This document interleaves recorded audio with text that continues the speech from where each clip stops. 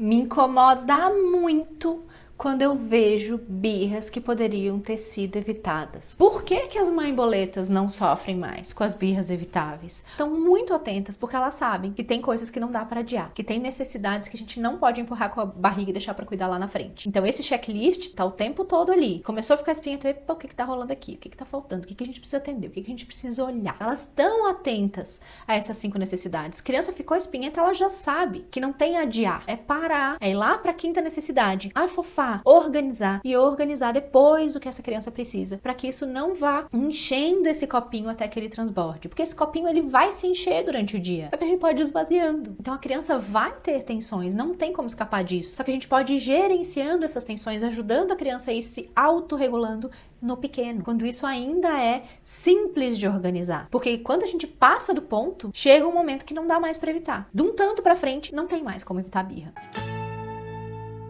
E que sinais que a birra dá de que ela tá chegando, tanto melhor, porque aí a gente tem muitas ferramentas para tentar evitar que ela se instale e acabe com o nosso bom humor.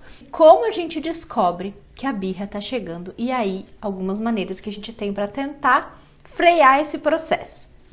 Me incomoda muito, muito, muito quando eu vejo que tem um montão de birras que estão aí causando um super desgaste na relação dos adultos, dos cuidadores com as crianças, que poderiam ter sido evitadas de maneira muito simples. O que é o ponto central aí que a gente precisa entender? A birra é sim parte do desenvolvimento neurológico saudável, do desenvolvimento emocional da criança. Agora, muitas vezes ela pode ser evitada. Muitas vezes a gente toma alguns cuidados, ou se a gente conduz o dia com a criança de uma maneira diferente, a gente consegue evitar um tantão de birras. E porque embora ela seja natural, esperada, tenha uma função, né? Tem uma funcionalidade aí para o desenvolvimento da criança, ela é sim muito desgastante. Ela é sim muitas vezes um fator que vai complicar a relação naquele dia, naquele momento entre a criança e os adultos cuidadores. Então, quando a gente pode evitar, é negócio para todo mundo, né?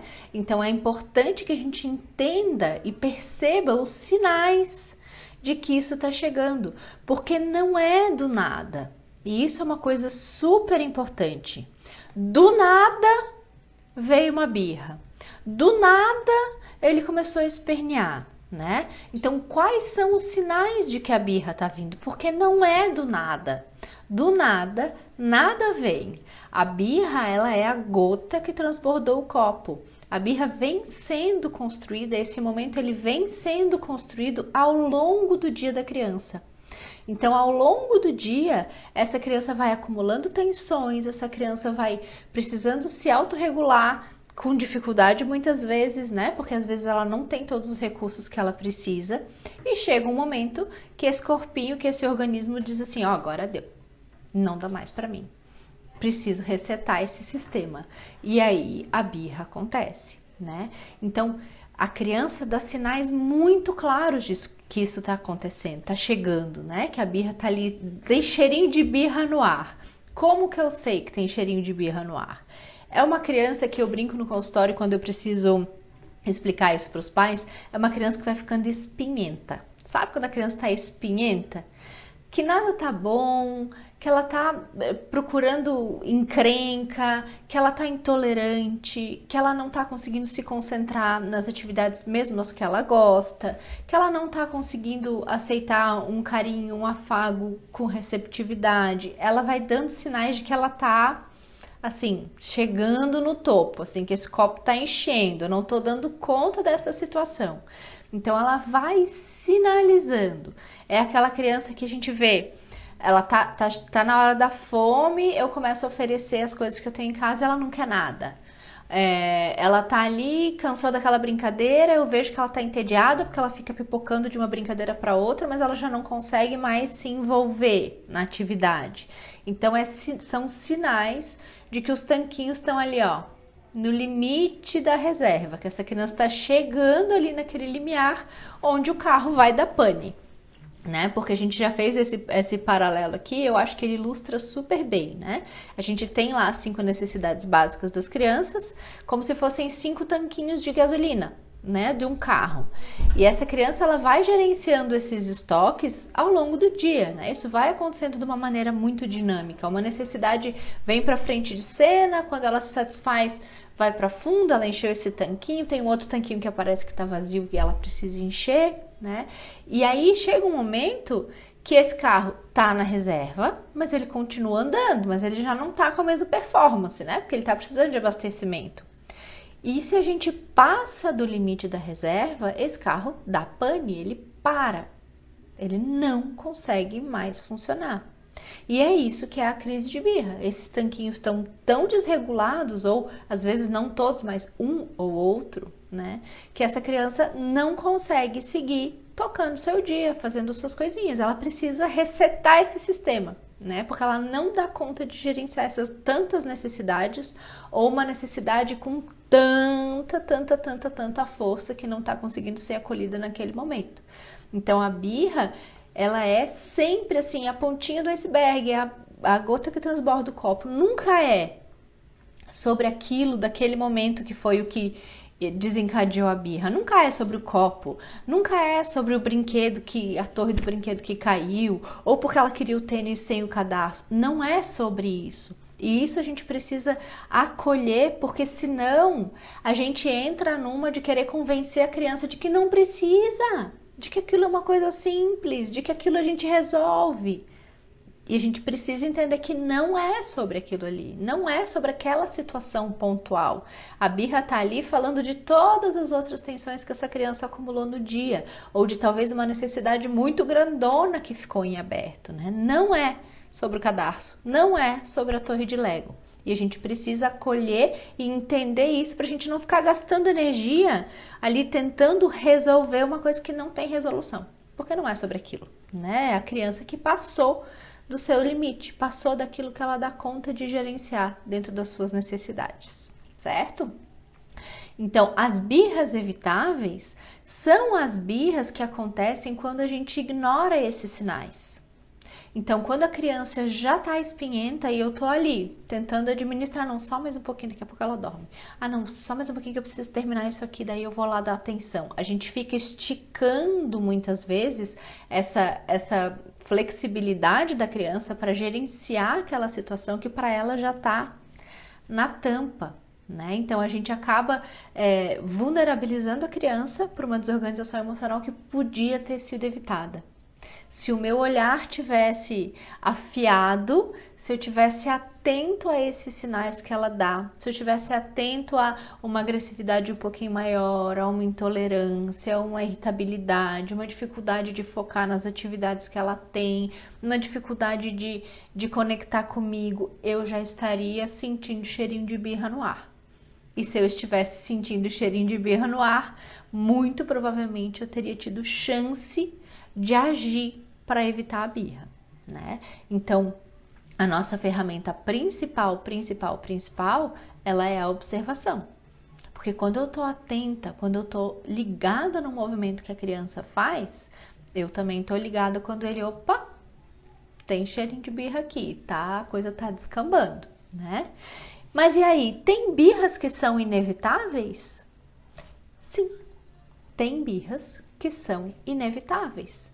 Porque a gente não é dono do mundo, a gente não sabe o que vai acontecer com essa criança e muitas vezes a birra não está ligada necessariamente a uma necessidade que se negligenciou num longo espaço de tempo. Muitas vezes a birra está ligada a uma situação que a criança não tem recurso para lidar ali, naquela hora, e que pega ela de supetão, né? E aí ela não dá conta e birra. Né? Um medo muito grande, né? Que se a gente for olhar é uma das 5 necessidades, a segurança, mas que é uma coisa inesperada, que é uma coisa que pega, que é um arroubo que pega a criança assim num impulso, né? Então pode sim acontecer uma birra sem grandes avisos antes. Embora muitas vezes essas situações são situações que talvez a gente pudesse até prever, né?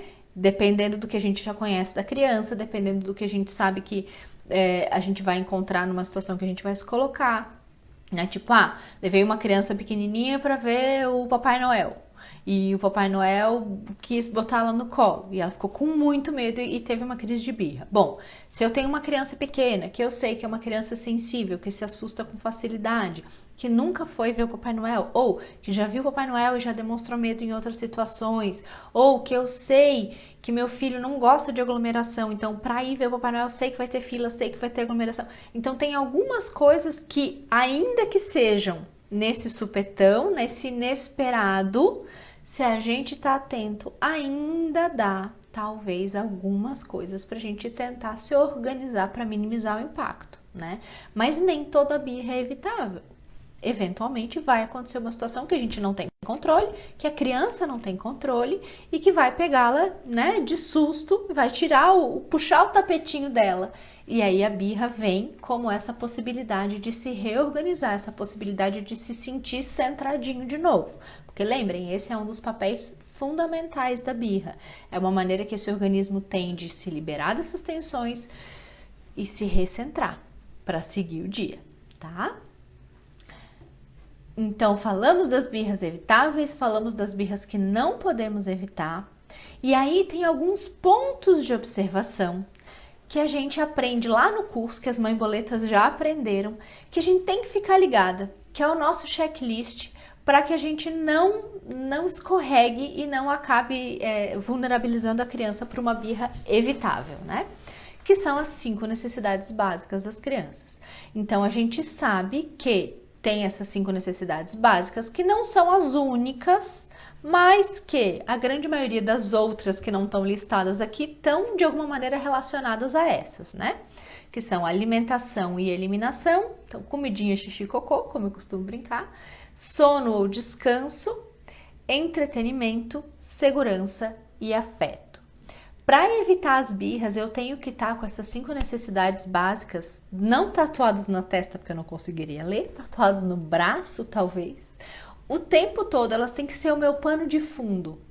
Quando eu tenho uma criança que está numa idade que está mais suscetível à birra, ou a minha criança já teve crises de birra, ou elas têm estado frequentes, porque a gente falou na última live, quem esteve aqui aprendeu, quanto menos birra, quanto mais birra, mais birra. Né? Então, a tendência é que uma criança que já tem a birra como uma ferramenta de autorregulação, que ela faça mais.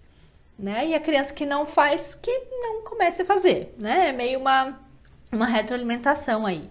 Então, se a gente tem uma criança que já tem isso no repertório e que tem usado isso no repertório, as 5 necessidades básicas são o nosso checklist diário. Então, quando eu estou na relação com a criança, quando eu estou no cuidado com essa criança, eu tenho que estar volta e meia me perguntando como é que estão esses 5 tanquinhos. Como é que está a alimentação? Será que não é hora de comer? Será que não está precisando fazer um cocô? Vou lembrar de ir lá no banheiro, que é a hora que costuma fazer cocô.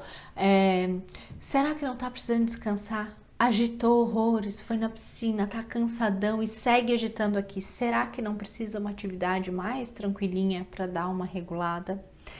Será que não tá entediado demais porque ficou o dia inteiro aqui na frente da TV, não fez nada, não saiu, não brincou?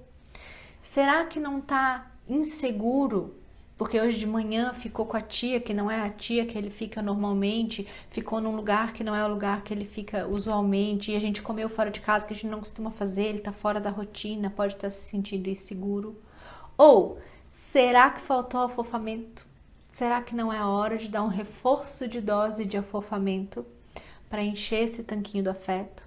Então, essas 5 coisas têm que estar ali no nosso pano de fundo, para que a gente vá regularmente revisitando esse checklist para ver se não tem algo que a gente possa fazer para ajudar a criança a manter esses tanquinhos cheios.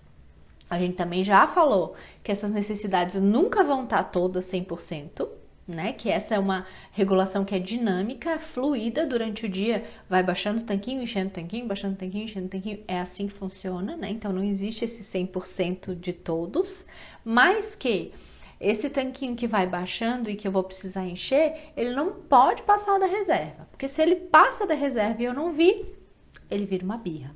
Então, a arte é ficar manejando esses 5 tanquinhos ou ficar atento para os sinais que a criança dá de que tem algo errado com ela. né? Que é a criança espinhenta. Quando eu começo a perceber que essa criança está espinhenta, para, respira, passa o checklist e tenta ver qual das 5 necessidades básicas que pode estar em desalinho. E aí, por isso que essa criança está caminhando, né, para uma birra, tá começando a aparecer cheirinho de birra no ar, tá? Então, muita atenção. Para, checa as 5 necessidades, veja o que pode ser feito. Ah, ok, ficou espinhenta, parei, entendi que bom, acho que é fome. Cuidado, porque muitas vezes, quando esse tanquinho já passou, né, tá lá bem coladinho na reserva, embora ainda não tenha acontecido a crise de birra, pode ser que essa criança já tenha passado do ponto onde ela vai aceitar com muita tranquilidade a satisfação dessa necessidade. Tá? Então, se passou muito, se o tanquinho tá muito vazio, é muito provável que a gente tenha uma criança chorando na frente de um prato cheio, tá? Então, primeiro, o que a gente faz quando isso acontece, o grande pulo do gato, é que antes de resolver essa necessidade que eu percebi que pode estar em desalinho, eu pulo para número 5 primeiro. Primeiro, eu vou para o afeto. Primeiro, eu vou para a conexão. Através da conexão, através de um afofamento muito caprichado. Primeiro eu organizo essa criança. Primeiro eu dou um chãozinho para ela. Eu trago ela para o centro. E aí eu posso oferecer essa outra coisa que ela pode precisar. Que pode ser uma comida, que pode ser uma atividade instigante, que pode ser descansar, que pode ser, enfim, o que vocês tiverem levantado primeiro como hipótese da criança estar espinhenta. Pronto, resolvido, tá? Então, primeiro, organiza. Primeiro, afeto. Depois, a necessidade que a gente entende que pode estar em desalinho e aí a criança consegue aceitar. Quem aí já viu isso acontecer? Já viu a criança que a gente sabe que está morrendo de sono, caindo e ela não consegue dormir?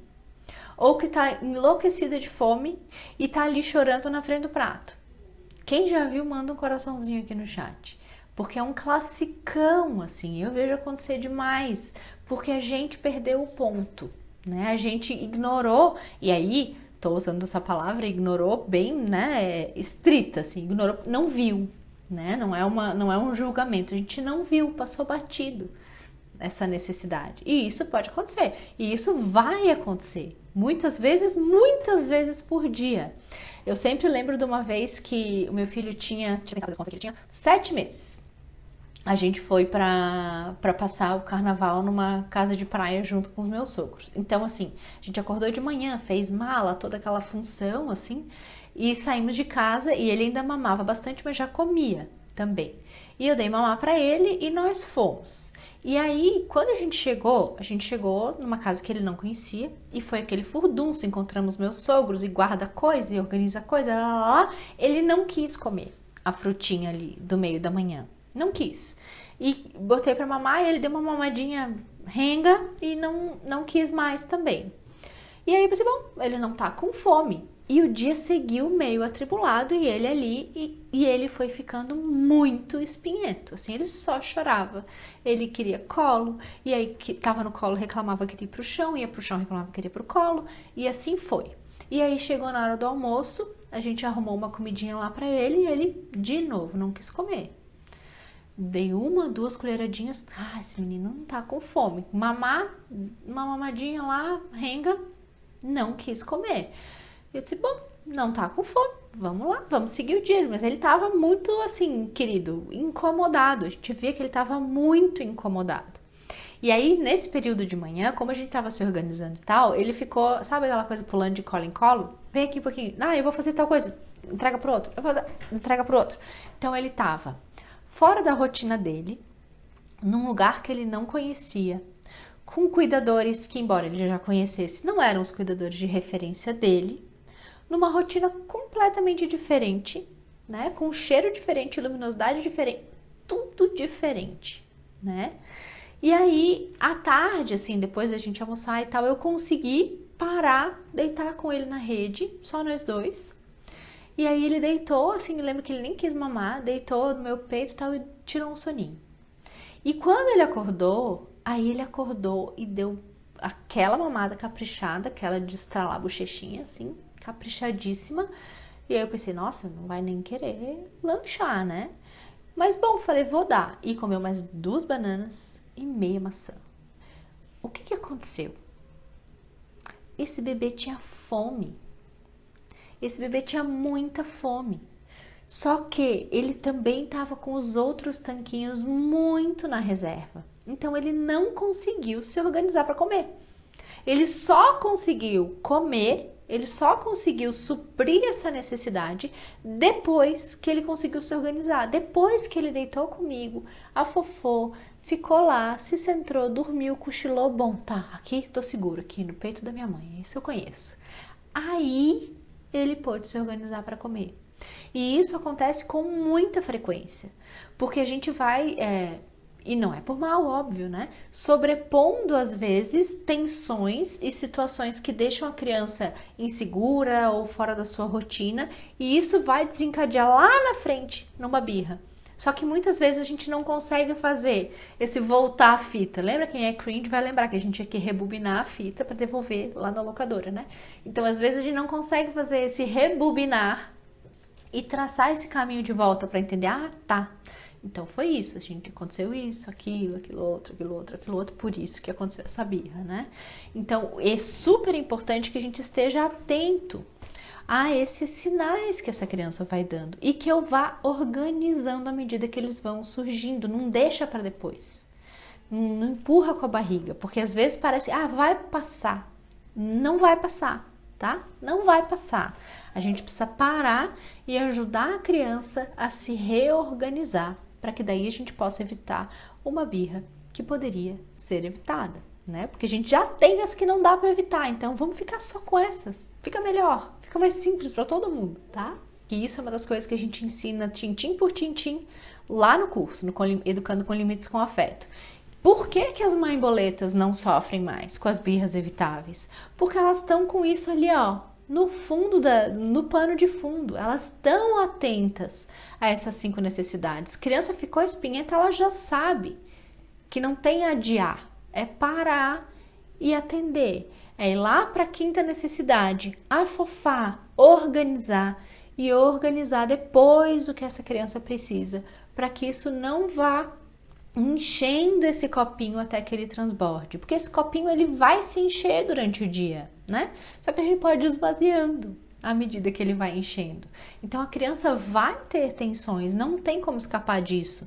Só que a gente pode ir gerenciando essas tensões, ajudando a criança a ir se autorregulando no pequeno, quando isso ainda é simples de organizar. Porque quando a gente passa do ponto, chega um momento que não dá mais para evitar. De um tanto para frente, não tem mais como evitar a birra. Então, as mãe-boletas estão muito atentas, porque elas sabem que tem coisas que não dá para adiar, que tem necessidades que a gente não pode empurrar com a barriga e deixar para cuidar lá na frente. Então, esse checklist tá ali, no pano de fundo, tá o tempo todo ali, né?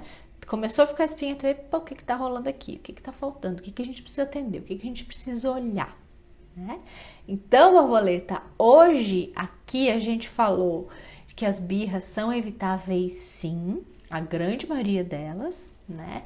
Te ensinei pontos de observação, que são as 5 necessidades básicas das crianças, para que tu fique atenta e tu cuide para que elas não cheguem lá na reserva e acabem numa crise de birra. E também te contei um pouquinho, dei uma pílulazinha do conteúdo que as mãe-boletas têm lá no Educando com Limites com Afeto, no nosso curso. Um beijo e até lá!